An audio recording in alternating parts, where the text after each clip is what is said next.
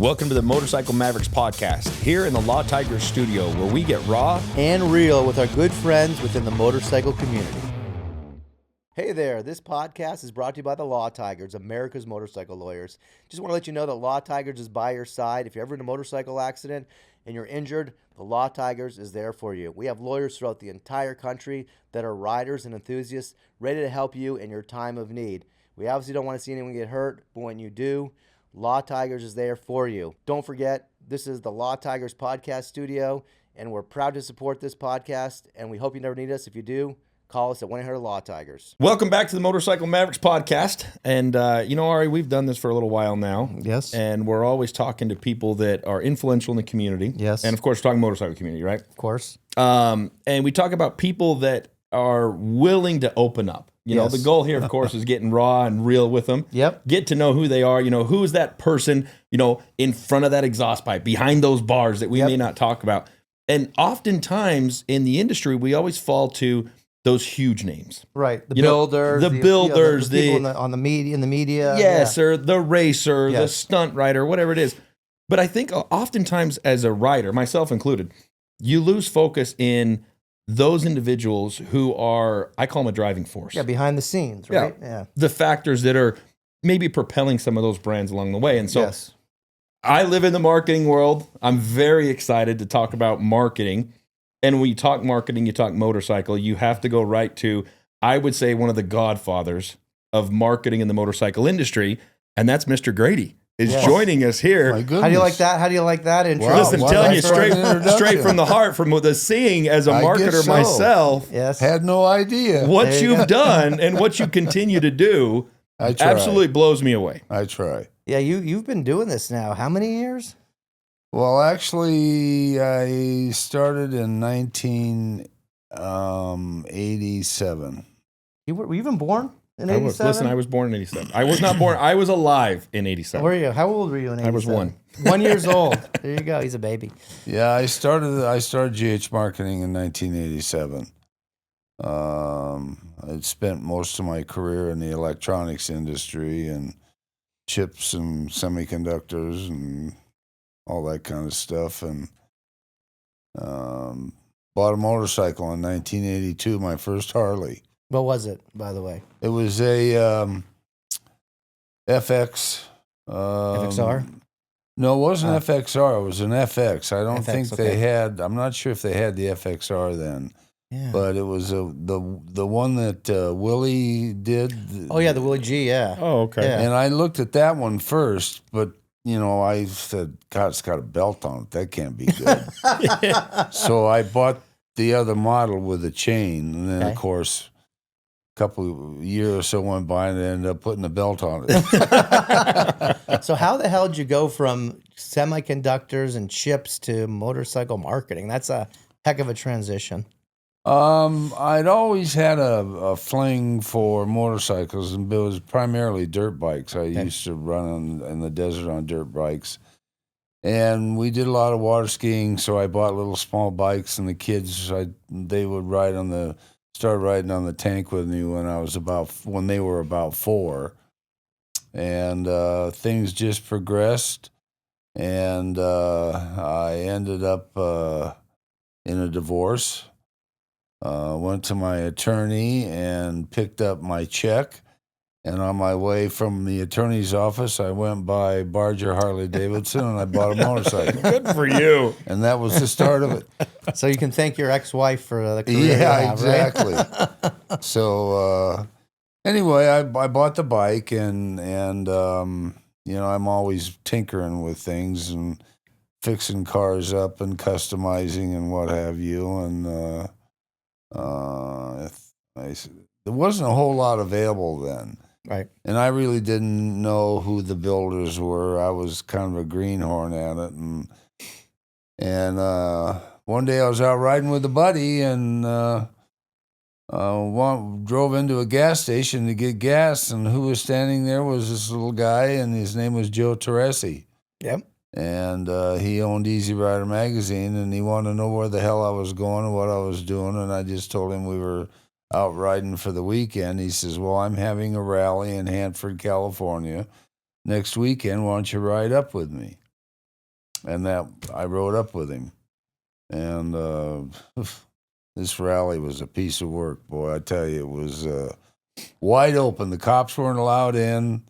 And, of course, girls were riding around with no tops on the bikes. And we're talking a newly divorced man here. Yeah, and I was just, whoa, this is pretty cool.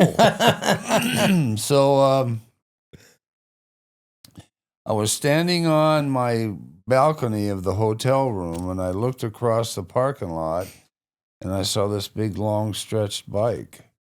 And I've told this story before.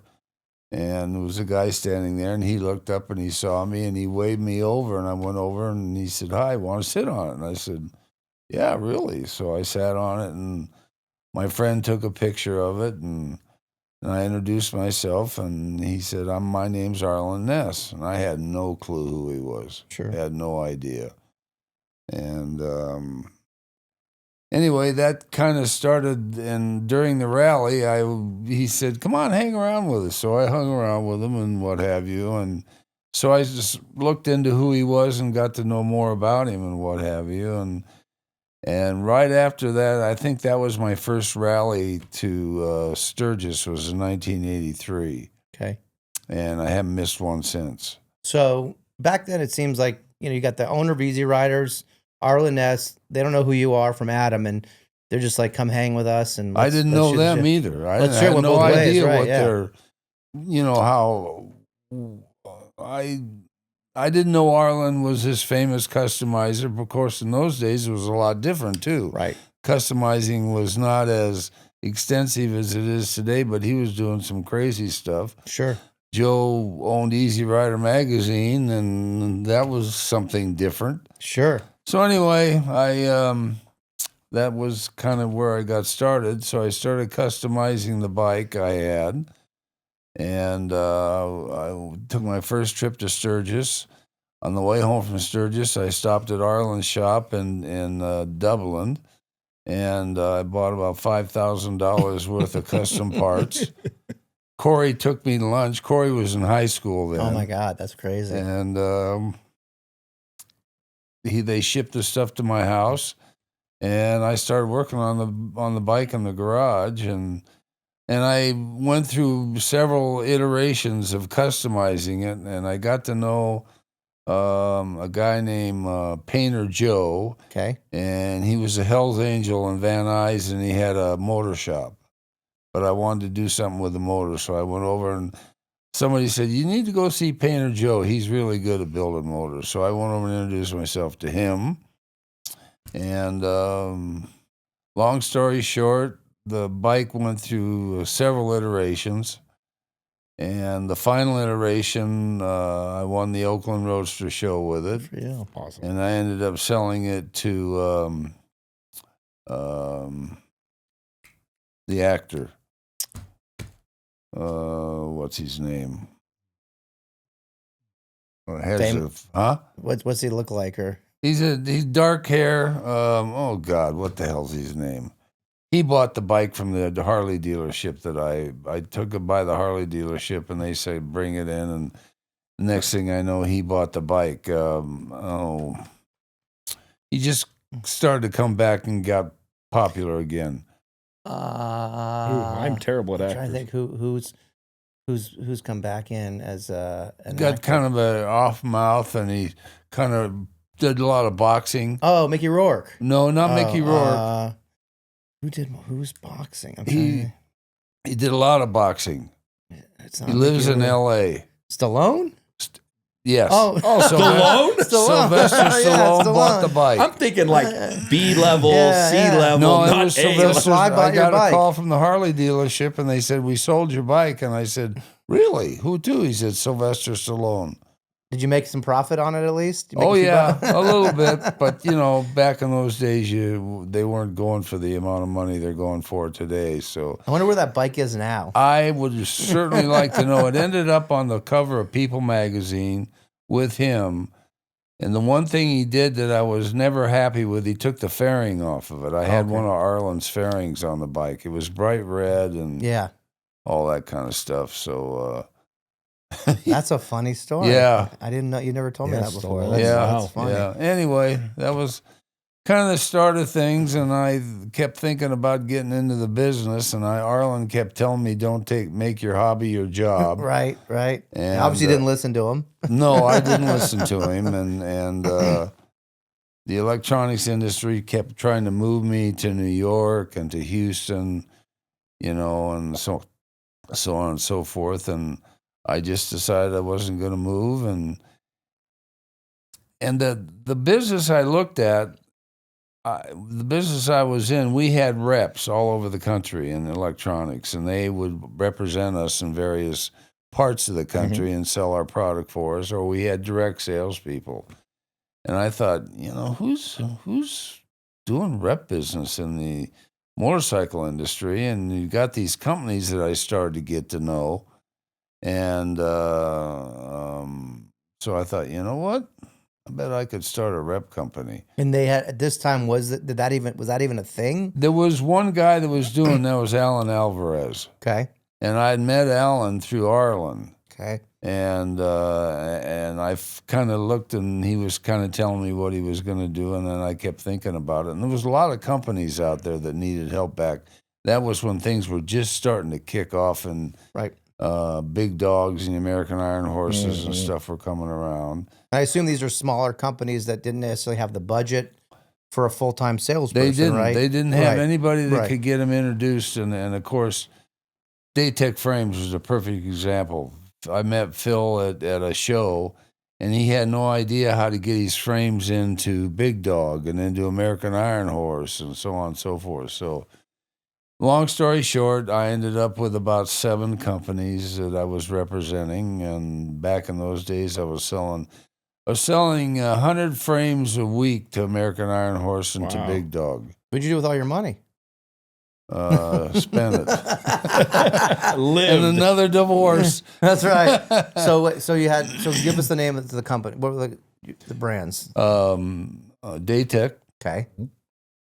Rivera Primo, Okay. Wow. Danny Gray Seats. Nice.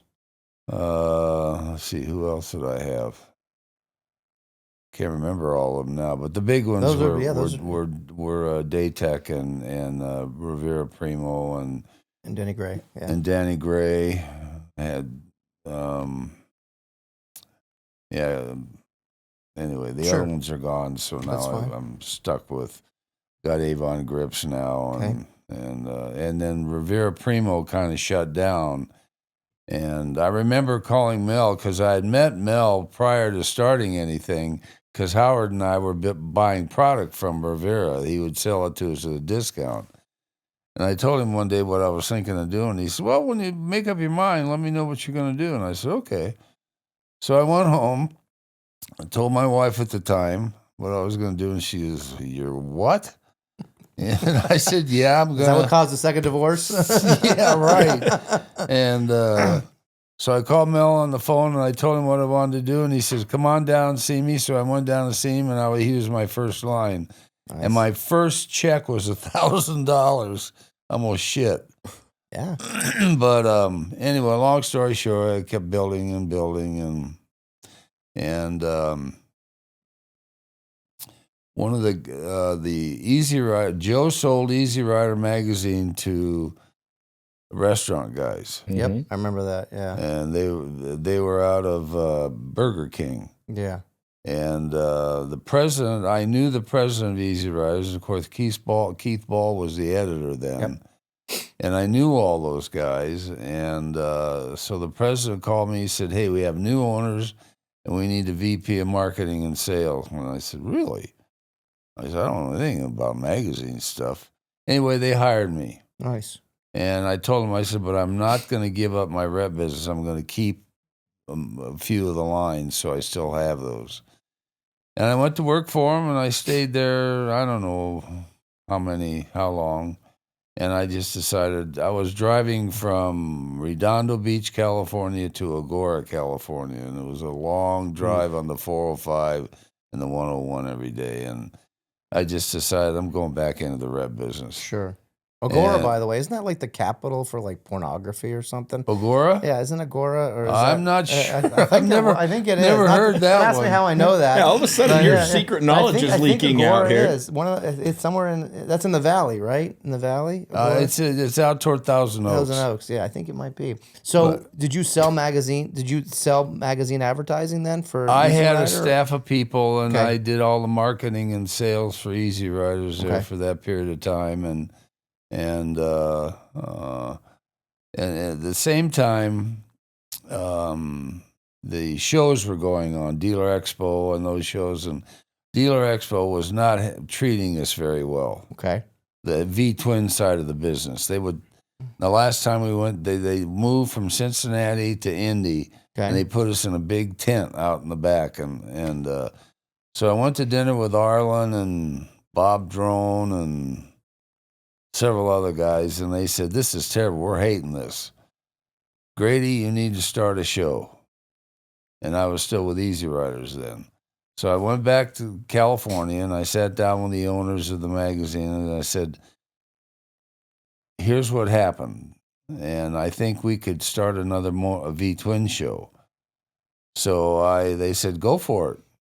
So Joe, who was still kind of on the verge of things and hadn't gotten all of his money yet out of Easy Rider, Joe called me on the phone. He said, "Grady," he says, "you don't want to go to Cincinnati." He said, "You want to go to Cleveland?" I said, "No, Joe, we want to go to Cincinnati because that's where the first show started." Okay. And Dealer Expo started in Cincinnati. Okay. And we'd all kind of go there and hang around. Then they moved it to Indy. So was this the beginning of the Easy Rider show then? Yes. Okay. So I went back, and the owners of the company said, "Go ahead and get it started." So I made some contacts. I went to Cincinnati, and I contacted the convention center. It was available. So we rented the convention center, and I hired, his last name was Lewis. Okay. And he had a show going in Long Beach, and his wife was kind of a marketeer, so I hired her to help me get it started. And then Jim Betlock was working for me at the time. Okay. And so I had Jim, he was my guy. Sure. And long story short, the V-Twin Expo got started, and then I quit. The magazine went back into my rep business on a full-time basis, and Jim took it from there and made a success out of it. So is that V-Twin and Easy Rider Expo, or was it? It was a V-Twin Expo is what it was, but Okay. it was owned by Easy Rider magazine. Okay, I remember that show. Yeah. I remember there was also the Easy Rider show that they used to do here in Phoenix as well. That was a separate deal. Right. Yeah. Those were different shows. Okay. Those were custom bike shows. This was a dealer show that we needed to get started so we could start getting the V-Twin industry back associated. And it was just getting, like I said, the V-Twin industry was starting to really move then, and it turned out to be a good timing for it. So you're also though you were involved in IMS as well, right? That was later on. Okay. Because Jim took the as a matter of fact, I was, let's see, the guy that was heading up the Dealer Expo came to me and said, "I need help with the V-Twin business," because they basically had lost the V-Twin business to V-Twin Expo. Dealer Expo did. So he said, "Can you help me try to get it back?" And I said, "I'll do what I can." Right. And they hired me as a consultant. Okay. And that was, Dealer Expo was still going on then. And I remember the people at Easy Rider magazine wasn't real happy with me when I went over there. I had little obvious issues with some of the management, but it all worked out. And and then Dealer Expo closed down, and they asked me to stay with them, and that's when I moved over to the IMS side of things, and I was with IMS until they shut down. Yeah, that's too But bad. I still had my rep business. I always had a rep business line. Okay. Never shut that down. Yeah. I always had it. Always kept it. Smart. Yeah. And there were lines that I was personally friends with the owners of them, and I still have them today, and I don't want to give them up. Well, now obviously you've added to your repertoire because you work with Nick now as well, right? Yeah, I've got went from Rivera, and he had a competitor, but that was also making some parts for him. That was called Belt Drives. And Steve, I was flying back from, I think, Indy, and Steve and I were on the same airplane, and he said to me, he said, "Will you take over and do all my sales and marketing for me?" And I said, "Of course, I'd love to." So I resigned from Rivera because that Ben had moved to Rivera by then, and I let that line go, and I took on BDL, and so I've had BDL, Daytech, Avon Grips. Let's see. Who else do I have? Oh, you have Trask, right? Well, I didn't bring Trask on until later? this past year. Okay. So yeah, Trask came on this past year, and I have Randy Cycle Visions. Cycle Vision, yeah, yeah, and Fat Baggers. Fat Bagger, okay.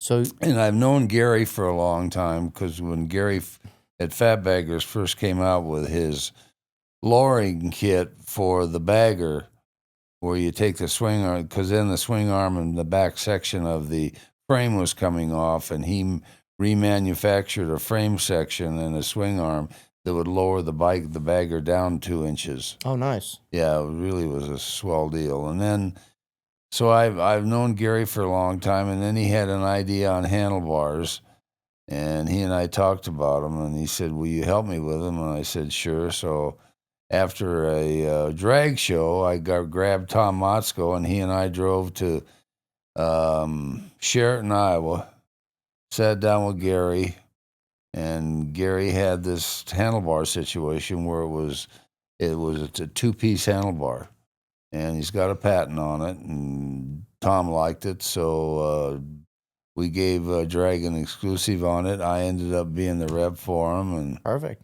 So it's all kind of worked out. So it sounds to me like you've got a ton of relationships in the industry.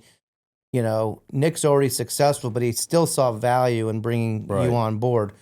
What is it that you're able to do to help a guy like Nick? Are you asking for a secret sauce here or something? I may need to hire you soon here. You take on law firms, by the way.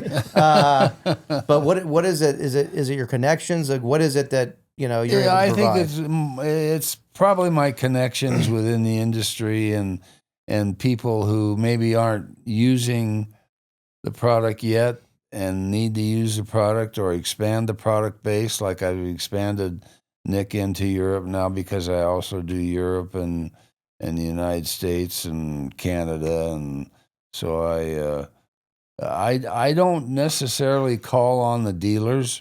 I work with the distributors primarily. Yeah, smart. But prior to that, when Big Dog and American Iron Horse and those companies were going strong, I was personally calling on them and selling them frames and belt drives and seats because they couldn't get them anyplace else. Right. I was very involved with CARB back in the early days and S&S getting the motors approved. What does that explain that to people? Because I know that's an ongoing issue with the car. It's the car stuff. CARB is California Air Resources Board, right? And in order to get a motorcycle registered, you had to meet certain factors of the bike meeting emissions issues and what have you, and the motors weren't approved yet. There were no motors approved other than Harley, right? And you had TP making motors, you had S&S making motors. There were several other small companies making them. And Brett Smith at the time was president of S&S. So, and I had TP Engineering at the time. And the motorcycle guys needed to have a 17-digit number for their bike to make it legal. And the motors didn't have the 17-digit number, so long story short, Brett and I spent a lot of time with CARB, and we finally got the motors accepted by CARB, and then EPA has accepted them. But we're now going through another emissions issue right now. We met actually last week in Las Vegas. We had 2 meetings in Las Vegas trying to figure out what to do with all this, because now EPA has kind of stuck their nose into things. And on the exhaust, primarily on the engines or it's exhaust? anything that has anything to do with emissions. Got it. All exhaust, tuners, even air cleaners, breathers. Yeah, so that could have a profound impact on the industry, right? Yeah. Heck. I mean, And California has gotten, I guess, harder to deal with over the last few years. There's been a lot of changes. It's putting it they're already lightly. hard to begin with. Yeah, they were, but we established relationships, and all those people are gone now. Okay. And it's a whole new staff of people, and they don't really understand the business like they should in order to help people with their businesses. You mean California's not pro-business? Yeah, they are. But anyway, what's happened is many of the companies that have to have a certification on their products don't even go to California anymore. They just skip them. Yeah, skip them. That's a huge market to skip, though, right? No, it's not really when you think about it. It may sound like it, but it's not in comparison to the other. And they are people are finding a way around it. Sure. You got to go to state basically to get the stuff. Yeah, which is illegal. Of course. Got to mention that. Many companies have been fined big time on it. It's a big fine also. Yeah, it's a big fine. Yeah. And of course, SEMA has seen this with the automotive side. Turn 14 just got whacked for about $3.9 million, I think. In fines of selling product that for off-road and stuff that don't meet the certification standards. Wow. And Turn 14 obviously owns. They bought the assets of Tucker Rocky too. Gotcha. But Tucker's not involved in that lawsuit. It was strictly all automotive. Okay. All right. Wow. So they're always looking for a way to get us. That's great. Yeah, Justin, who's going to be a guest of ours coming up here later on, said that if he puts on certain exhaust systems, he gets fined per exhaust. Yeah. But the exhaust system has to be an approved exhaust system that meets EPA standards and has a EO, which is required by CARB. Okay. So, for example, back in 2018, I worked with Reinhardt and got them approved through CARB, where the exhaust had to meet the emission standards. And it's basically, if you're taking an exhaust that's got a cat in it and taking it off, you have to replace it with a cat. Even though without the cat, it still puts out less exhaust than most cars. Not really. Oh, really? You can't. The cars today all have catbacks. Okay, so they're the same. And those catbacks work better than the stock exhaust that was on it. All my cars, when I buy them, I go buy an approved cat system, a tuner, and an air cleaner system. Just to bump up. And the dealers put it on for me because they're CARB approved, they're EPA approved.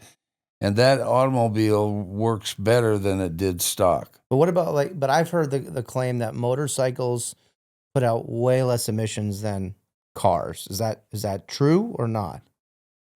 I don't want to get into that conversation. Okay, fair enough. But I can see your point you're making, though, because let's talk sheer numbers of bikes on the road. Let's say just in California. Yeah. I mean, is it really over trumping the amount of vehicles? And I'm just going to say it, is the EPA overstretching on such a finite number of actual vehicles? Well, not just the number of vehicles, but the motors themselves, Well, yeah, exactly. Are they it's wasting not their just time? the motor, it's what you do to the motor right. that changes the emission standards. Yeah. Right. And so, for example, Nick at Trask, he's got an exhaust system. Yes. I have it on one of my bikes. Right. And we've taken that bike down to Ryan Tovat, who does the testing, and he's tested it and it meets the EPA standards. Now, right now, EPA is not requiring you to submit any kind of test paperwork, but if they come at you, you better have something to show them that you have met the standards of the EPA. Or they'll either fine you or shut you down, right? Okay. Or fine you, Fine you, okay. Or CARB, you have to have an executive order. And that they give you a number, then you've gone through all the testing, 15,000 kilometer testing. Got it. It's quite extensive. So you have the federal rules on EPA, then you have the California rules. You got the California rules. And the California are more restrictive than the federal? Pretty much, yeah. Okay. Hey there, everybody. I really want to share something very important and near and dear to me. It's called UM and UIM, uninsured and underinsured motorist coverage for your motorcycle. It's something you can't afford not to have. We are lawyers, we represent injured riders, but you need to still call your insurance broker and ask them about maximizing that coverage so that in the unlikely event you get in a motorcycle accident, we can get you the compensation you deserve. Don't hesitate, don't wait. Call today and maximize your insurance. Do you think the California standard as it is today will widespread across the country in the future? I don't know. That's a good question. Because I live in northern Utah, and I'm like, listen, I don't want to mess with it. I don't think so. I don't think it costs too much money to set that up. And then the other issue we got today coming at us is Euro 5 and coming out of Europe. And there's big exhaust issues, and they're more sound-oriented over there than we are here. Sure. We don't have a particular sound test that you have to pass necessarily. You mean like decibel levels and stuff like that? That has nothing to do with emissions. Gotcha. Okay. But we have tested, and a lot of the people, for example, Vance and Heinz's now have all cats in their exhaust. Interesting. Pretty much, Reinhardt's got all cats in their systems. Got it. So all the aftermarket exhaust people are looking at that today and trying to figure out how to become compliable, to stay ahead if you of will. it. Yeah. That makes sense. Okay. Yeah. So you've got the rep business. It looks like you got your core group of businesses. So you're typically meeting with distributors and just trying to obviously get more making sure that they continue to buy our product. And we get a purchase order once a month. I like it. That's your marching orders. I like it. So we've talked about that. Now, what about, you as a motorcycle rider? How many bikes have you owned? What are your favorite bikes of all time? Talk to us about that a little bit. I've had lots of motorcycles, but I'm down to one. Okay. And my wife was a rider as well. Nice. And my son decided that he wanted to get involved in the industry, and he bought a stock 2012 bagger, and of course he wants to become a hamster. Of course. So that requires customizing of the motorcycle. Yep. And that's going to cost him a lot of money. So Lionel's going through the same process right now. Yeah. So I kind of made a deal with him, and I sold him my bagger, which was totally customized with a trash turbo on it and all that stuff. And the guy that a friend of ours bought my son's bagger, and Nick had an FXR that I liked, so I bought the FXR. And the FXR just got finished up. Paul did some work on it for me, so I now have an FXR. My wife decided she didn't want to ride anymore. Okay. And so we sold that bike to a guy in Nevada. Yep. And it was fully customized. Nice. And it had the turbocharger on. As a matter of fact, I had the turbocharger put on my bike, and I brought it home one day, and she walked out into the garage, and she said, "What's that you got on the side of the bike there?" And I said, "It's just an air cleaner." She said, "No, it's not. That's not just an air cleaner, because it's quite expensive." I know your wife. She's no dummy. And she says, "That's a turbo. I want one." Nice. So we put one on her bike too. Those turbos make Nick did a giveaway bike with us, contributed. That Paul built years ago, and we put a turbo on it, and I rode it, and oh my God. What a it's difference. A handful. Yeah. Holy moly. You better hang on when you grab That's right, once that kicks in. And of course, her bike was originally an 88-inch, and I built it up to a 95-inch well before I put the turbo on it. Oh, wow. And I put the zippers kit on it, and the cam kit, and the heads, and then I did the same thing to my bike. And then when we put the turbo on it, the motors were already built. Nice. And they really ran well. That's they awesome. Run really, really, really well. So of all the bikes you've had, what's the one that got away that you wish you never got out of the Stallone stable? bike, of course. No, that's probably not it. I know where most of my bikes are that I built. The bagger, of course, I know where that is. The body bike, I built a body bike quite a few years ago, and it was all aluminum. Mm-hmm. My buddy Howard and I built that bike together. My green bike was probably my most favorite, my green FXR that I built. And Billy Westbrook did a lot of the work on it for me, but he and I fought all the way through the build of the bike because he didn't like what I wanted, and he wouldn't listen to me. But we did get the bike built, and that bike is still in the hamster family today. Wonderful. That's awesome. The body bike's in the hamster family. That sits in Randy Aaron's living room. The body bike was purchased by one of our hamsters at the time who had a Harley dealership across the pond in some foreign country. Okay. And he wanted the bike to put it in that dealership over there. And then I think he bought a yellow truck from Randy or somebody. So he shipped the yellow bike and the yellow truck over there. They got over there. Well, it turns out that yellow was not really a very popular color in this country. It was more of a gay color, if you will. So the bike and the truck came back across the ocean again. Real quick. Yeah, the body bike had more miles on it in the ocean than it did on the road. And when it got back here, Randy bought it, and Randy's had it ever since. And it's quite a motorcycle. Why is it called the body bike, by the way? It's all body, all aluminum body. Oh, I don't know if I've seen that bike or not. I'll have to get a peek at that at some point. Yeah, I can send you a picture of it. Yeah, I'd love to see it. But yeah, it is probably one of the finest body bikes built. And Arlen introduced me to the guy that did the work because Arlen had a body bike. Okay. And I decided I wanted a body bike, so Howard and I bought one of Arlen's frames and had a body built. It took us 4 years to build the bike. Wow. Yeah, I've never heard that terminology before. I just always call it the body bike. Oh, yeah. Cool. Yeah, FXRs are my favorite. Paul's actually, Jason Moog built one for me. Did with Custom Cycles, and then Paul's actually building a police interceptor, FXRP, that and we're going to put on there to protect and swerve with a little badge. So I think that's going to be kind of cool. Yeah, that'll be cool.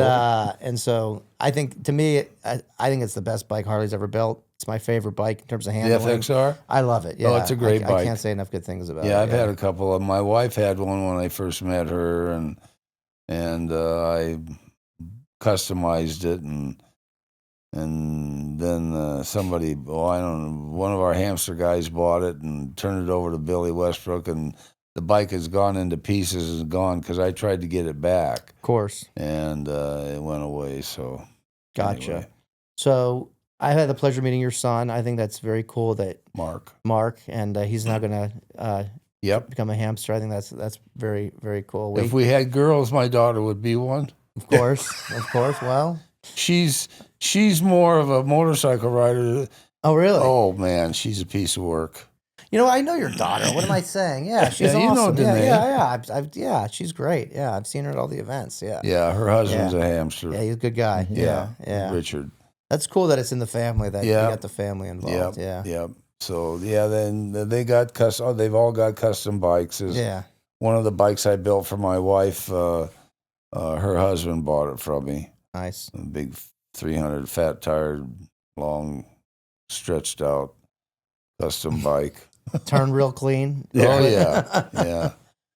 So you obviously brought up the hamsters, and I know this is something that's near and dear to you. Talk to us about how this whole thing with hamsters and you being the director and the enforcer with the finger. You know, you don't want the finger. There it is. Show us that again. There's the finger. You don't want your finger, wagging your finger at you. That means you're in trouble. So the hamsters started in 1978. Yeah. And it was a group of guys, and I wasn't one of them. And as the years went by, it started to grow, and the custom bike was the primary issue. You had to have a custom bike in order to be a hamster. Mm. And you had Donnie Smith, Dave Perowitz, Arlen Ness, Barry Cooney, Steve Allington. They were the 5 actual. Oh, and Ed Kerr. Yeah, I was going to say Ed. Yeah, Ed, they were the actual 5 original guys, Yeah. and then Arlen Fatlin got involved. So as time went on, it was obvious that we had to start to organize the thing because more guys wanted to get in it, and so they decided to organize a board, and I got picked. Why is that, by the way? Why do you think you got picked? I have no idea. The better question is hindsight now, would you have liked to say, no, never mind. Like, I'll just be a part of the group, but I don't want to be on the board. No, you know what? I like being on the board. Dude, good. And I think that my background and everything in business and what have you, and that doesn't mean these guys don't have a good business background, the rest of them. But I think one of the things that probably made the most sense is we got sued by a guy back several years ago. We know the guy. We're not going to name names. We know who it is. Yeah. We've had our issues with him too. And I ended up being the person that handled all that. Got it. I was one of the hamster board members, but we weren't quite that well organized back then. And that's when we became a 501(c)(3), right? And we decided we needed to really change things around, which we did, and we won the lawsuit. He finally called me one day and he said, "Grady, we got to talk." And I says, "Not until that lawsuit's gone." Yep. And he said, "I'm in the hospital," and he said, "I'm having heart problems." And I said, "That's your problem, not mine." So anyway, bottom line is he dropped the lawsuit. Good. And that's when we formed everything. And we had and during that lawsuit, Arlen decided he didn't want to be part of the board. He didn't want to take any chances. Cooney didn't want to, and neither did Arlen Fatlin. Yeah. So that ended up just having the 5 of us on the board. Sure. And we kind of try to run things and try not to have too many rules and have a good time, but custom bikes are the issue in the brotherhood. So let me ask this question is, from what I know, started out custom bikes, like you just said, became the 501(c)(3). What was the driving factor behind the charitable aspect of it? The charitable aspects of it? Yeah, because I mean, I know the amount. I don't know if a lot of people actually understand and see the amount of funds that are raised, the amount of work that's put in. Right. I think that the general riding public will see the organization, they see the identifying yellow, and they don't fully know what that is and what it's about. But how did it go from the world's greatest custom builders to now the world's greatest custom builders doing philanthropic work that's benefiting thousands?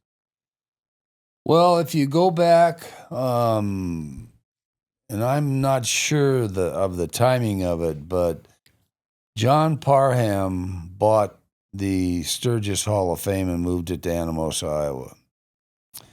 And we had a gentleman by the name of Bob Ellington from Minnesota that had moved to Spearfish, or just outside of Sturgis, and he was a hamster.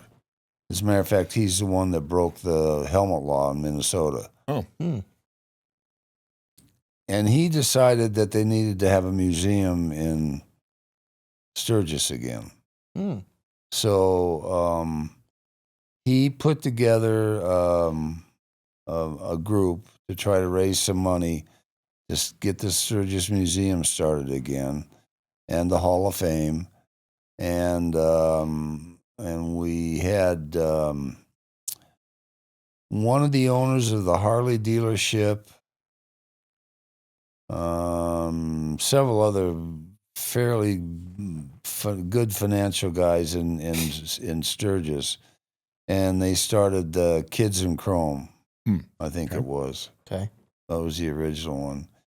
And Bob asked us to help with that, and they were going to have a big dinner for Kids in Chrome, and they were going to help move the museum along and the Hall of Fame and what have you. And they asked us as the Hamsters if we would help out with it. And we did. We got very involved with them.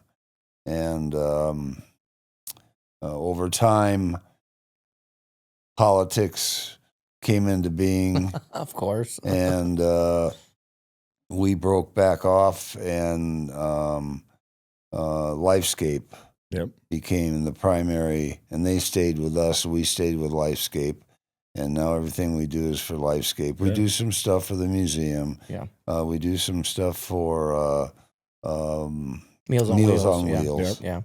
And then in individual areas, we'll collect some money, and it'll go to a local charity in the individual area. But yeah, we've given we've raised well over $4 million for Lifescape. Yeah. Which is a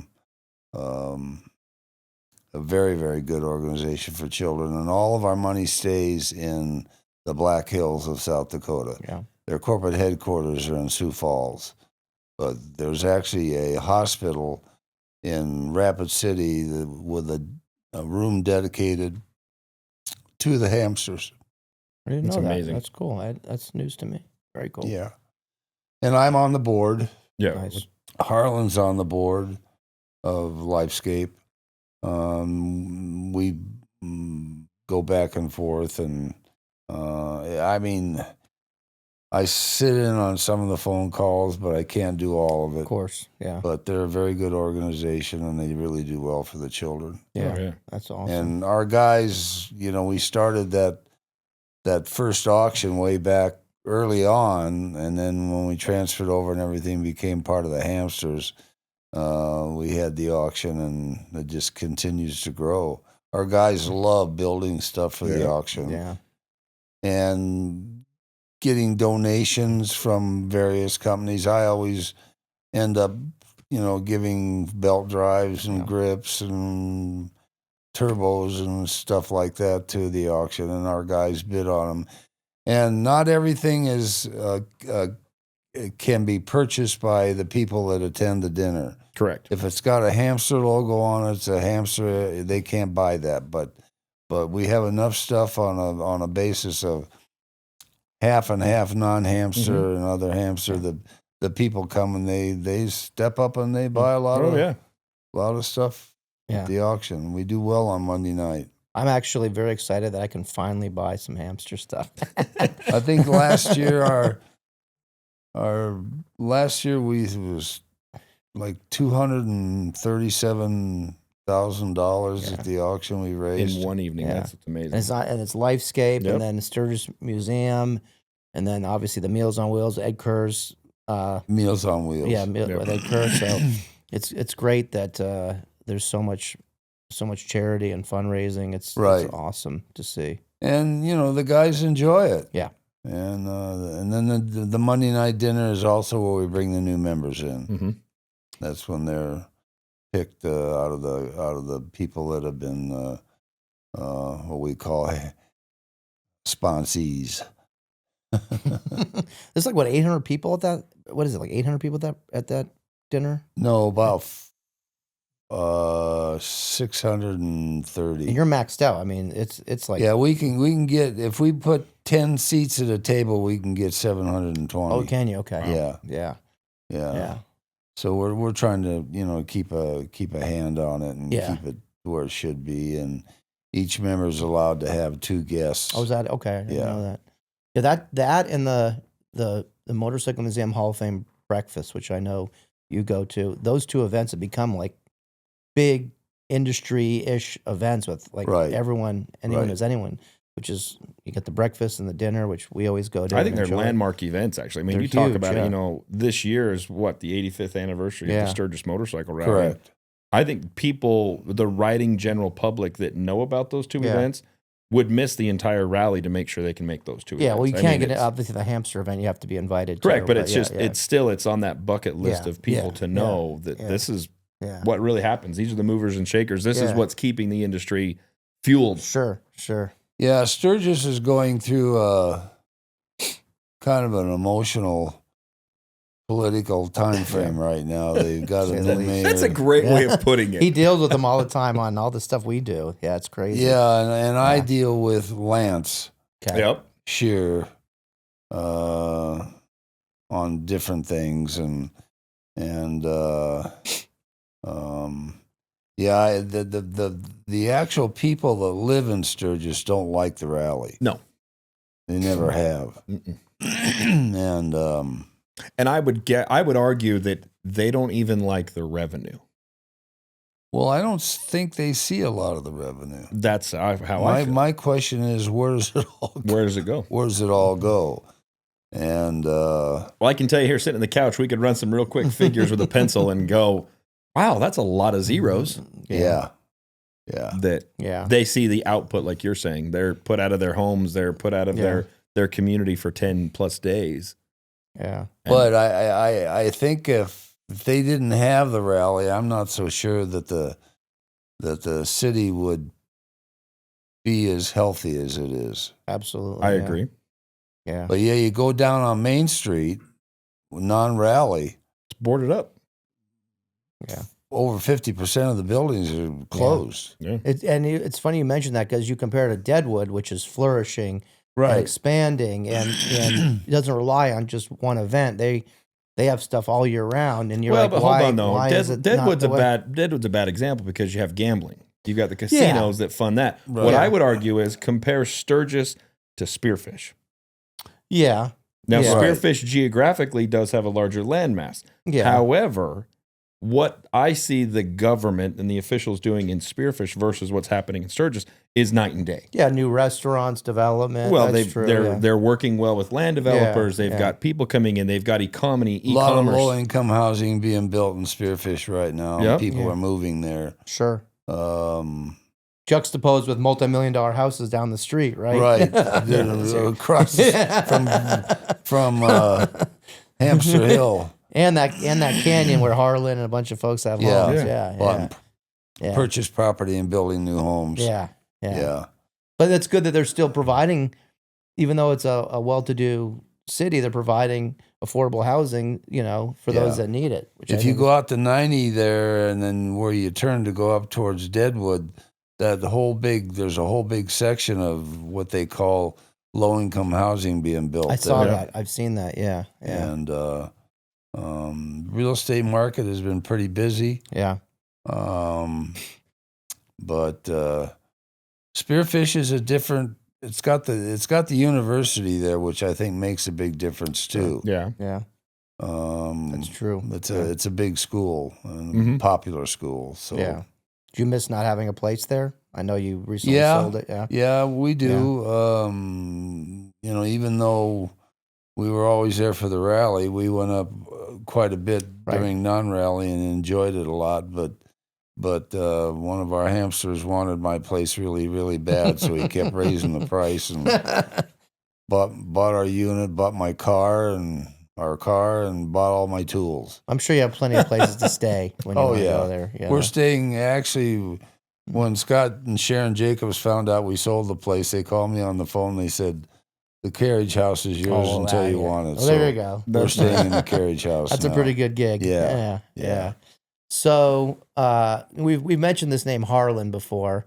I don't know if everyone knows who he is. He's obviously a friend of mine. Right. He and I both kind of go between the legal industry and the motorcycle industry. He's a marketing guy as well. Right. But how did he? Because he tells me he's your bitch. That's how he introduces himself. He says, "I'm Grady's bitch." Yeah. He's saying he's your bitch. Really? So he says, I'm Grady's, meaning that he works for you, is what he's implying, or he supports you. That's an interesting relationship. How did he get involved in doing the stuff, the charity work, and helping out with these different matters? Just what he likes to do. Yeah. And he's not somebody that can just sit back and do nothing. Right. So when he got into the hamsters, I think Barry Cooney brought him in. built him a bike and brought him in originally, and that's just Harlan. He likes to get involved in stuff, and he's been a great help. Yeah, been a great help, and does a good job. Yep. We like having him. He took over the West Coast ride, managing that and getting that organized every year, and he's always done a nice job with it. Very nice. And he enjoys doing it. So, and he's got a home up there. He likes going up there in the summertime, get the hell out of Phoenix where Smart. it's so hot. Yeah. You do the same thing. You have a place in Prescott, right? That's why. We live in Prescott. That's right. Yeah. Okay. But then we moved there because I didn't want to live in Phoenix or Scottsdale, even though we have a casita now in Cave Creek that my wife uses because her office is in Scottsdale. But Harlan has been a big asset. There's no doubt about it. He helps me actually with our lawyer. We have a motorcycle accident summit coming up where lawyers can learn about how to become better lawyers, take care of clients, and not just settle quickly. And so Harlan is actually moderating a panel. He helps promote the event in Orlando. So he enjoys that stuff. Yeah. What's funny is when I met him, it was in the legal profession. Sure. I met him at a legal conference Yeah. and had no clue he rode a motorcycle. And it was one of the first times I was at one of the Hampshire parties up on the hill. Yeah. And there he is. And I'm like, Harlan, what are you doing here? Like, you're the legal guy. Like, you don't think that those worlds are always crossing, right? And so you're a couple of unicorns out there, and it's like, he's like, no, I'm a part of this organization. I'm like, I had no clue that you were in both worlds, and especially the level he is. Yeah. Yeah, he does a good job for us. He's quite handy at getting things done, and we got to calm him down every once in a while. But he does something when you get him on a little tirade. He does get a little. But he means well, and he definitely does. He's a great guy, good friend. Yeah, and a big supporter of our company and of me, and he's been great to deal with. Yep. So Yep. You need, I think, in an organization you need that, right? You need a few key people you can rely on to get shit done. Right? Exactly. Yeah. Exactly. So and we have that. And each one of our board members now has picked a replacement. So we've got a replacement that's coming in. I've got Randy Aaron from San Diego Cyclevision is going to replace me, and then Donnie's got one, and David's got one, etc. So you got to have succession planning, right? Oh yeah, business, life. We definitely do, and that was something that we, the five of us sat there and said, it's time for us to kind of take a look and see who's going to replace one of us when one of us decides that either we kick the bucket or we're don't want to do it anymore, so. Are you jonesing for a great ride or go to a really cool event, whether it's local, maybe regional, or even national? Well, I've got the solution for you. At Law Tigers, we provide resources such as where all these events are taking place. It gets updated regularly with all the latest and greatest events, and I'm sure there's some that you would want to go to definitely. So if you're looking for that great ride or great event, visit lawtigers.com/events and check out what's going on in your area or nationally. So we talk about planning. What do you have planned for your business, for your brand, for your brands you carry here in the next 5 years? What can we expect to see from GH? I'm not really sure. I don't know when I'm going to retire. Never. Keep going. There's a box in the garage that I'm going to retire in. I like the people that I represent, and as long as they stay in the business and they want me around, I'll be with them. It's a great plan. Not going anywhere. I help them with their product line, what they should be doing, and you've over a period of time, you've always got to go through the product offering and kind of cleanse it, and as the bikes change. The older bikes, you don't sell the older stuff as much as the new stuff. Mm-hmm. Keeping up with the new Harley and all my stuff is primarily all V-twin. Yeah. I don't do anything in the metric market. By choice, or has anyone ever? By choice. Okay, so I'm sure people have asked you, and you just. Oh yeah. As a matter of fact, I got involved with Yamaha at one point in time, and and which was about 10 years ago, and it just wasn't something I was really interested in. So no passion. It's just no passion for it. nah, Yeah, not yeah, really. not really, And I'm a Harley guy. right. So obviously you don't. I assume you don't have to work. I mean, you've had a career over the years. You don't have to do this, right? No, I can choose do to do something, this. but I like to work, and Right. I don't want to stop working. So I don't know if people realize, and obviously I'm not going to have you disclose your age because that's a personal thing, but you're in I'm real, 86. I mean, that's impressive. I mean, honestly, most people that are at that point in their life are not where you're at. They're not active. They're not. I mean, you are really a testament to what it's like to. Oh, thank you. Yeah, where's the fountain of youth you're hiding? Now, what is it? Is it? What's the secret sauce of that? Is it good genes? Is it? I don't What is know it? what I it mean, is. It just excuse me. I don't know what it is. I just live my life, and I've been through. I've had some cancer issues, but they're all gone and didn't take me out. And my parents, I've outlived both my mother and dad when they passed. My mother was 84, I think, when she passed. But yeah, I don't even think about my age. no, just a number, right? Yeah. My wife's 20-some years younger than me, and Good for you. Well played. And rides. I mean, let's talk about checking you some should boxes see some off pictures of here. him, by the way. I mean, I saw some pictures of you in like your in your 50s and 60s. By the way, we got to get some of those photos from you because I want to share them when we do this release everything. But and you still have it, nice hair. I mean, oh yeah, I've been lucky. You're a dapper guy. I didn't lose my hair, and I just turned gray. That's all right. I think it's important though, because a lot of people don't realize if you don't have a passion or a hobby, that's what causes people to, wither away, right? When you're not stimulated, when you're not active. Yeah. I think the industry and the friendships that I've got in the industry and the association, that's what keeps me going. If I didn't have that, I don't know what the heck I'd do with myself. Right. But I'm not going anywhere. You travel a lot too, right? Yep. I mean, you're moving and grooving. Yep. I mean, how often are you on the road? Probably not as much as I was prior to COVID. Okay. COVID slowed it down a bit, but like I was just in Vegas for 4 or 5 days, and Yep. just prior to that, I was in Kentucky, and going to Australia in October. Nice. One of our distributors having a big show over there. You go to Italy every year for the show in Italy or not? That big. I've never been to that show. That's more of go. a consumer show, and I've been trying to get there. But the problem is, it always interferes with something that's going on here. Right. So, for example, it interfered with the Kentucky show, which is the drag specialties. That's right. Yeah. And I have to be there for that. Is next year a conflict? Is there I haven't looked at the dates Harlan yet. keeps bugging me. He's like, "We're going next year," because obviously Paul goes all the time, and Paul didn't go. He doesn't go all the time. But we went the past 2 years. Yeah, and he didn't go. He didn't do his deal with his drag friends. So my issue is I don't want it to interfere with anything from a business standpoint. Of course, because it's a consumer show. Right. It's more for pleasure, not for business. It's right, fun, and a bunch of guys get together and have a yeah. great time. So I think BMW maybe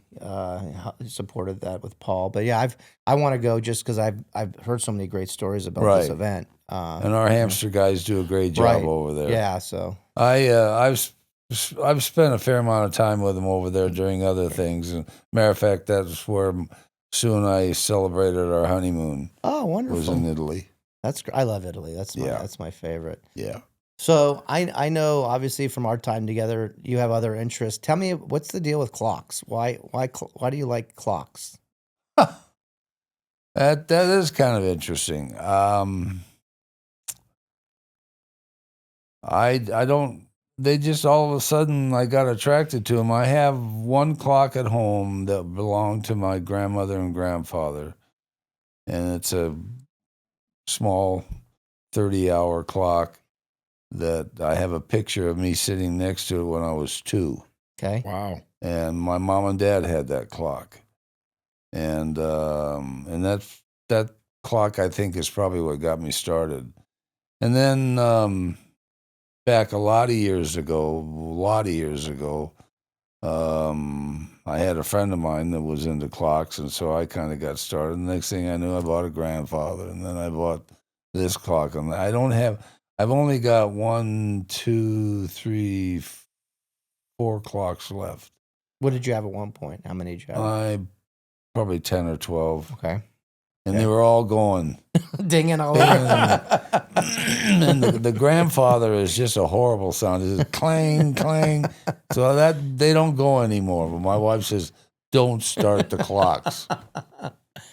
Yeah, I'm a watch guy, so I mean, and I like watches. Yeah, you and I have talked about that. Yeah, I know you said you like shoes. Obviously, I've seen photos of you, dapper. Are you a collector? I mean, is that just in your blood? You like collecting? No, it's just I just like shoes. Stuff? That's all right. I've got a lot of them. I was big into cowboy boots for a long time. I don't wear those much anymore, but I still have, I think, 4 or 5 pairs of them and sitting up on the top of the closet that I haven't had. I don't think I've had them on in 8 years. Yeah, I don't wear mine either anymore. But, I wear tennis shoes now. Yeah. But yeah, I've always been kind of a clothing guy and shoes and stuff like that. Fussy. All my jeans are dry cleaned with the creases in them. And, nice.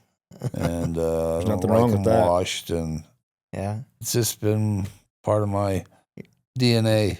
Hey, you gotta look good. You gotta look the part, right? I think that's important. I don't know what caused it or what started it. Just the way I was raised. I'm an only child.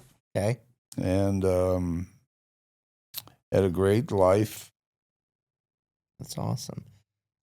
No complaints, and I almost went into the automotive business because my dad was in it. Yeah. And then that's when I decided no, I wasn't going to do that, and got into electronics. Yeah. Yeah. Is there someone that like over the years that's really inspired you, or that you've looked up to, that's had a really positive impact on your life? Somebody that stands out. I know you mentioned Arlen Ness quite a bit. Anybody, him or anyone else that had a lasting impact? I didn't have one. Probably my dad. Okay.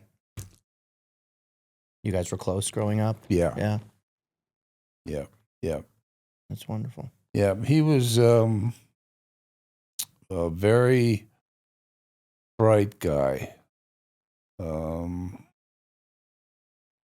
Alcoholic. And never caused any trouble with my mom or me or anything. He'd just come home from work, get drunk, go to bed. Okay. And then finally, my mother said, "You have to leave or get sober." Interesting. Okay. And he rented a motel room across the street from his dealership, and called my mom on the phone. Said, "Okay, join AA." Wow. 40 years later. That's awesome. That's a story there. Yeah. He never wanted me to have a motorcycle. Really? Too risky. Yeah. Yeah. Yeah. And I was married when I bought it, and I figured I brought one home when I was still living at home. The Catholic Church gave it to me. What? The Triumph. How is it? They didn't want it anymore. So he just gave you the bike. So here, you take the bike home, Grady, it's yours. If it was good enough for God, it should be good enough for your dad, right? So I brought it home. I parked it in the garage, and he came home from work, and he says, "What's that doing there?" And I said, "The Catholic Church gave it to me." He says, "Take it back. You're not keeping it." And he just didn't want me to get hurt. Right. And so then after I got married, I figured what the hell, I can do what I want. And then you just went crazy. So I bought one, called him on the phone. He goes, "Oh God," but he was okay by then. Yeah. So He never rode though. No. Yeah, he did when he was real young. He rode one of those old crazy looking early bikes, but he didn't ride it very much. He knew how to ride, but that wasn't his deal. He liked bicycles still too. Oh, cool. So but yeah, he was a pretty quiet guy.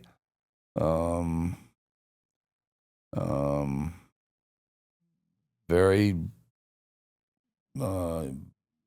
dressed like $1 million. That's where you got it from, yeah. What did he do for a living? Buick dealership. Oh, really? Yeah, he was in the automotive. I remember we moved to Santa Monica before the war started, and he was working for a Buick dealership in the parts department there somewhere. And then the war started, and the Wartime Commission put him to work at Douglas because he was a parts guy. Sure. And I remember the street that we lived on, my dad ended up buying a 38 Buick Coupe from a Japanese couple down the street because they were interned. Wow. Mm. And I remember them coming down because we had a lot of Japanese living around us there in Santa Monica when we were there. And I couldn't figure out what the hell was going on. I was 5, I think, something like that. That was a dark time in our country. Yeah, and they were picking them up, and my mother was an air raid warden. Wow, interesting. Maybe that's where you got the whole thing with selling motorcycle parts, because your dad was could have been. I went to work for him at the dealership, and he wanted me to come down and get involved in it. And I was started on the lube rack, and I just said, "This isn't my deal." No, you don't want to be a grease monkey. I didn't want to be a grease monkey. Yeah. And I used to go with him to the parts department and work in there and take inventory and stuff when I was younger, but it just wasn't my deal. And I got the opportunity to go into the electronics, went to work for Hughes Aircraft, and very cool. It went from there, and everything just went up and up and up and up. And you close to your mother as well? Oh, yeah. Nice.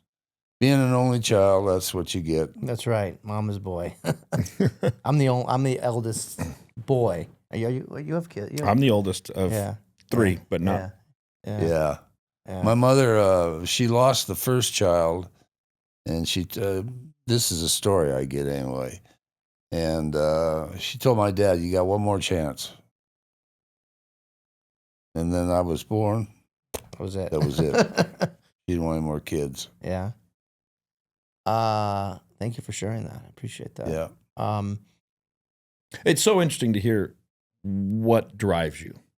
You know, what's the foundation of you as the man? Like, what drove you? You know, to see you open up like that. It's cool to see. You know, Dad said no, but you still were going.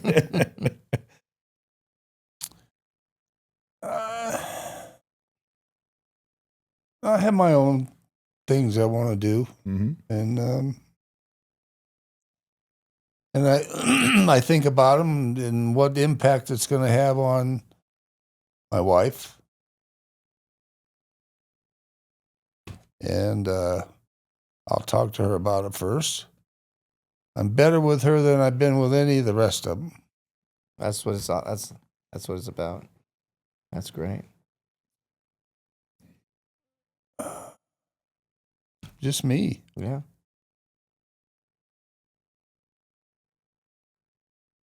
I don't know what drives me specifically. I don't know of anything that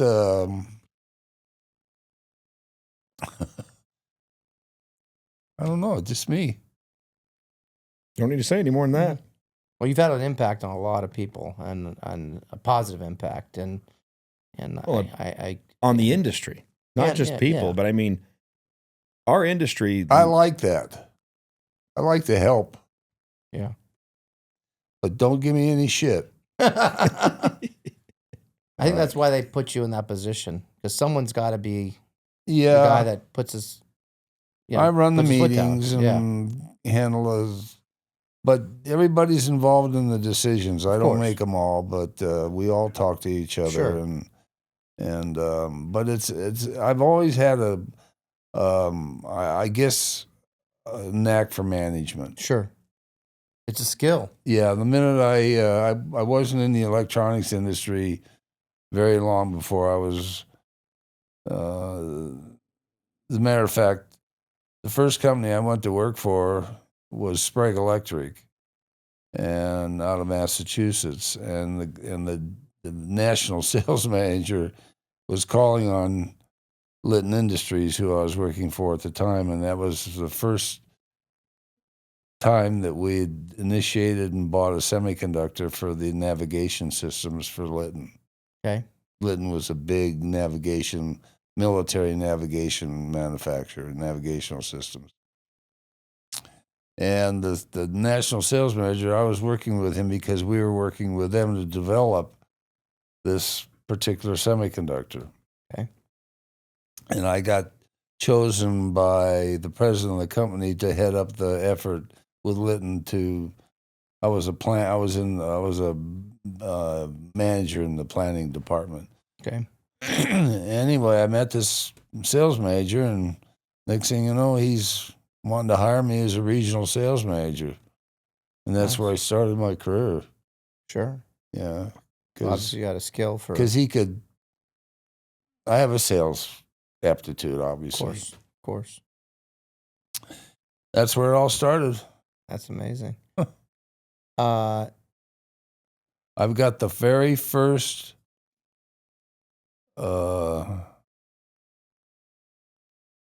electronic calculator. Really? It was built by Busicom because we supplied the parts for that, and I still have it in my drawer. That's neat. Just 4 functions. Add, subtract, that's all multiply. It does. Yeah. And I have the first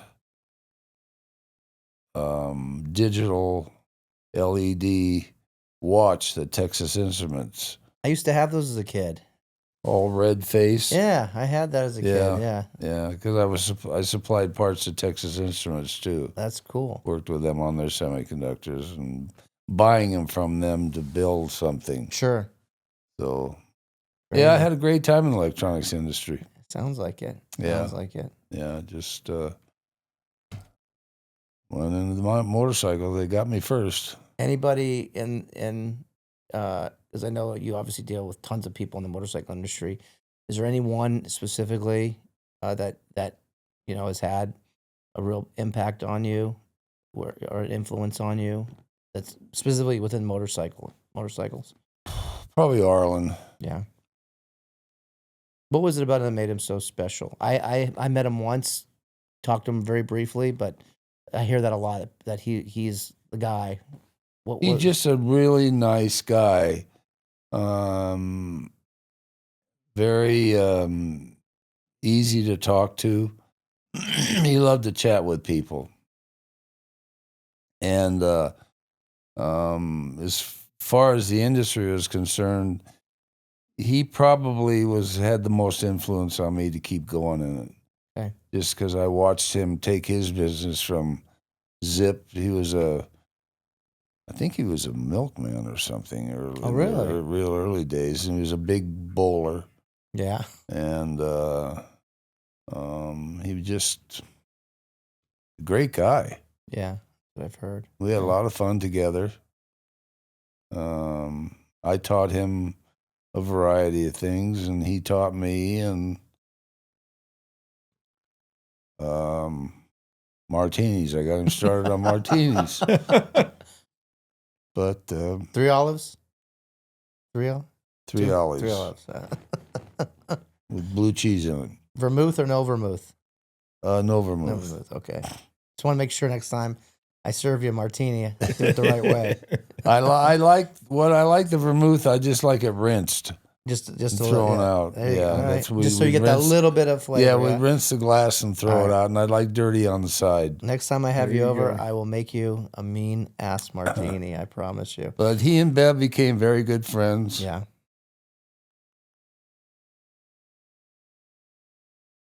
He was a big influence on a lot of people. Yeah. I've heard that. And he didn't make a big deal out of it. Right. That's what makes it even more special. That didn't go to his head. It was Yep. Yep. There's actually a bike across the street, one of his diggers, that someone bought at Meekum. And it's sitting there, and I want the bike.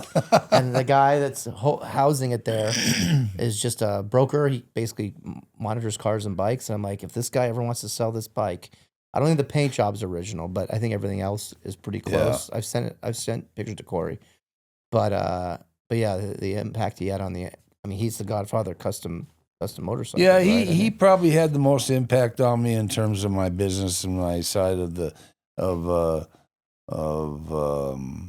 motorcycle business. Of course, I went off on my own and I had to do my own thing, and sure. He was always very supportive of what I wanted to do, and if I had a real question that I think I needed to get some input, he would be one person I would call. Yeah. As far as the electronic side of the business, John Sprague was probably my biggest influence. John, okay. He was the son of the owner that started Sprague Electric in Massachusetts. Wonderful. So you have two. What about more modern? Is there someone that, bike builder, business owner that really resonates with you? Like that guy, he's special or he's got it figured out. Yeah, figured it out.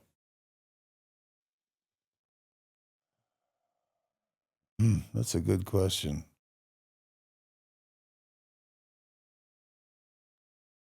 I look at all the people that I work with, and they've all got their own strengths. Okay. And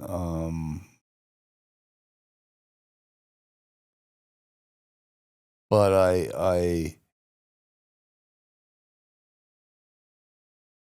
but they don't have everything. Right. And I probably find myself becoming more attached to those who can use my help. Of course. But Steve Yetzke's been a big influence on just the way he runs his business and the way he handles people. Yeah. All of them have, sure, at one point or the other. But I think I've also been an influence for them in their business and helping them, of course, move it forward and do different things, like with Nick and Gary at Fat Baggers, and so I don't know one individual that really sticks out up there. How about design-wise? I know obviously Paul's done some stuff for you. Is he someone specifically that you really, in terms of styling? Yeah, but I also just don't accept their design. I like that. I got to learn how to say no to Paul because I'm like, just do it. Yeah. And Paul, I've known Paul since he first came up to me on a skateboard. Yeah, he told me he's told us that story. In fact, and skateboard at a drive-in that we used to go to on. You remember that? You actually remember him? Oh yeah, I remember that. Yeah, I remember it. Was he the same back then as he is today? No. Oh, okay. He's a little more of a smart ass now. But he was a good kid. Yeah. And you could see that he wanted to learn something, and I give him a lot of respect for that. Yeah. And he is a good designer. He does a great job. But if I like something that somebody does and I don't want to change it, then I won't mess with it. But I also have my own ideas, and he and I, on this particular bike, we've worked together on it. And like, I didn't like the windshield. Right. I said, cut it down. He said, oh, no. Now he cut it down. He likes it.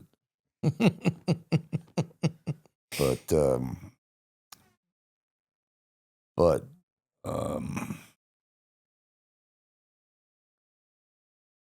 I just have my own feelings on things, but if somebody's got a great idea and I'm fine with it, I go for it. Yeah, do it.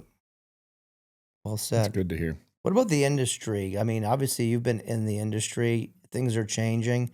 Do you think this whole move, this electric thing, is going to save the motorcycle industry? It's going to kill it? What do you think 20 years from now? Where do you think we're going to be with the motorcycle business? Depends on what Trump does. Okay. Fair enough. You know,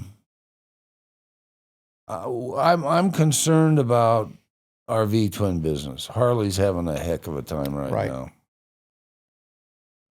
And I don't think they understand what we all want, but yet we need to get younger riders in that like what we're doing. The age group is aging out. Yeah.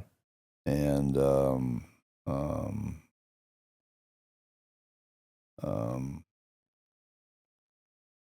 I don't think the electric bikes are going to take over everything. I think they were a big shot and everybody got excited about them, but they really haven't gone anywhere to speak of. Right. The people like the electric bicycles, right? But they're not going to sell that many of those, right? You know, I was just over at Vegas to the AIM show, and it was very little V-twin product though, but lots of electric bicycles. Interesting. And dirt stuff. But the industry is in a kind of a holding pattern at the moment. We've got some things that we've got to do to get straightened out, and Harley has to start to listen to us. You know, they're looking at moving a bunch of stuff across the pond to have it built to save money. Yeah, now they're PO'd at Trump because of the tariffs he's putting on aluminum and steel. Right. And I think it's going to be a while before Harley comes back. Yeah. You know, they've gone through many management changes that have been good and bad, both sides, and I'm not sure the individual that's there now is the right one for the job. Okay. But what do I know? I'm not running a company that size. But all these companies you rep rely on Harley for them to continue, right? I mean, you have to have a platform. Yes. To design parts and sell parts. And our people the people that I represent have to stay up with the new bike and the changes that come along, like we have this past year, and and the electronic module has changed quite a bit, and it has an effect on a lot of stuff on the bike now. So if you're making a part that that is influenced by that electronic module, you got to step up and make the changes, and that's what we're all trying to do. Right. We're all trying to do it. So it's not easy. Do you think a lot of these aftermarket businesses will be in business 30 years from now? No. No. That's sad. Yeah. But I think there'll be different aftermarket companies. There's a lot of them that are in it today that aren't doing anything to stay up with what the Harley's doing. Right. And I think they're just going to go away and somebody else will come along and pick it up. Fill a new need, a new right. Yeah. Yeah, it's interesting. Yep. I keep hoping that everything that's old is new again, to keep those guys alive, to keep, the industry. Because, you talk a lot about Harley needing to kind of pull their heads out, but how long can the common Joe rider wait for Harley to get it right? Maybe that old stuff can revamp and keep the industry alive. Well, that's what we've seen here in the past couple of years. We've seen a lot of the older bikes come along and get redone and changed, and they're popular. FXR is really popular again. Yeah. The little hardtails are popular again. The Baggo's very expensive, so it's a hard bike for somebody to buy, and then if you want to change things on it, you gotta, especially when you start moving around and making changes to things that create issues with the emission system. Right. Yeah. But Harley has never really. They've never really supported the aftermarket, even though they copy everything we do. They've never really embraced the aftermarket. Yeah. And the aftermarket has been a big deal for Harley. 100%. That's helped them really sell a lot of motorcycles. They've taken a talent. Like I saw the new ST Is that their attempt to just kind of do a custom bike before it gets the customized? Like I've seen more of the bikes where they're doing, they're stuff doing, to the bikes before, and they charge for it, obviously. Like, well, they've got the STs. The ST's one, the new CVOs, Yeah. the pressed carbon fiber on them now. Those are $50,000 bikes. Oh yeah, and that's expensive. Yeah, especially when interest rates are like double digits. Right. Yeah, so they've got a way to go here. They're not out of the woods yet. Yeah, my biggest concern is about like government regulation, like requiring, 20 years from now that everything's electric. I don't think that's going to happen in 20 not. years. I don't see it happening. I don't see the new administration allowing that to happen either at this moment in time. But you never know what's going to happen when he's gone. Right.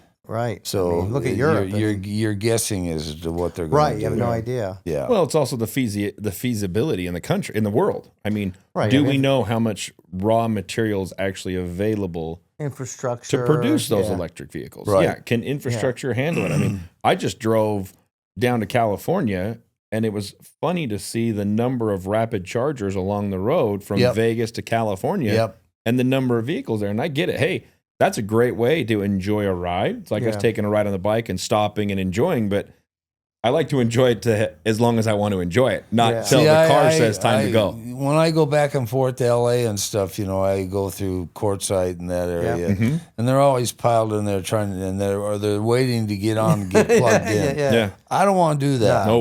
No.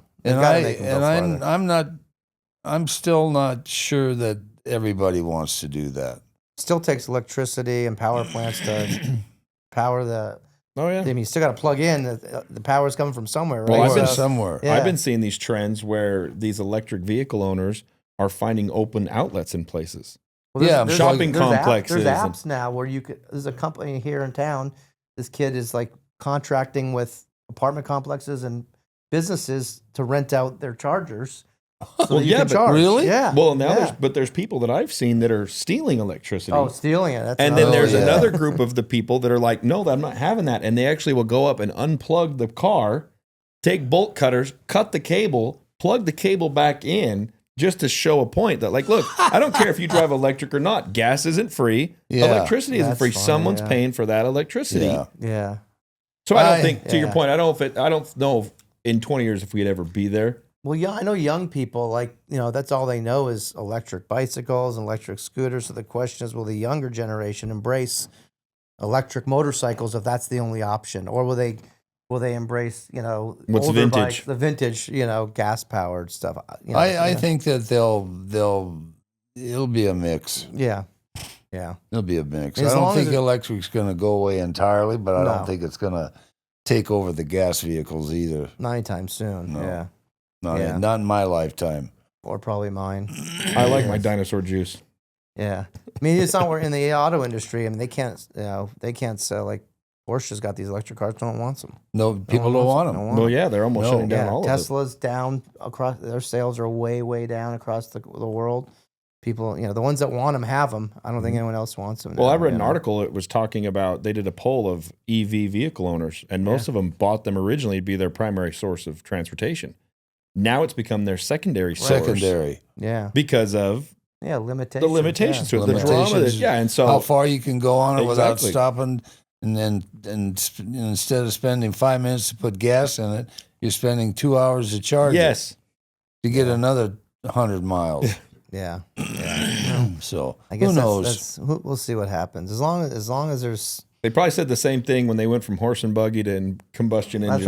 That's right. Oh, who wants to deal with changing the oil and getting gasoline, and where am I going to get it when I need it? The horse can eat the hay on the ground, can eat the grass. I guess my attitude is I'm going to keep doing what I do and keep supporting what we do and see how far we go with it. It's still fun. I've been through the ups and downs with it. And we're in a downer right now, and I think it's going to come back. Oh yeah. But the cost of things is really gotten out of whack. Yeah, and you're right. The cost of bikes, interest rates. Obviously, you can only people aren't going to pay so much in a monthly payment. Right, exactly. Insurance has gone up. Insurance has gone up. Well, and unfortunately, it does the same thing. If we're talking a guy who has a bike that wants to go to one of your brands that you rep and, customize themselves, there's a cost associated because everything else is going up. Exactly. So that new exhaust, those new sets of grips, that's going to cost you more than maybe you anticipated. Yeah. And that's another limitation. There was a time when the distributors, they would only accept price increases once a year when the new catalog come out. But now they have to accept them when the manufacturer gets them. And, BDL, for example, is constantly getting price increases on belts.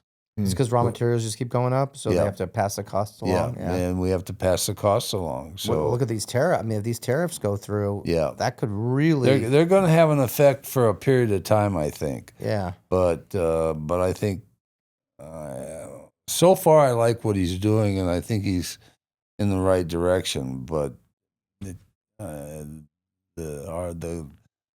people that we're imposing the tariffs on are already starting to fold. Yeah.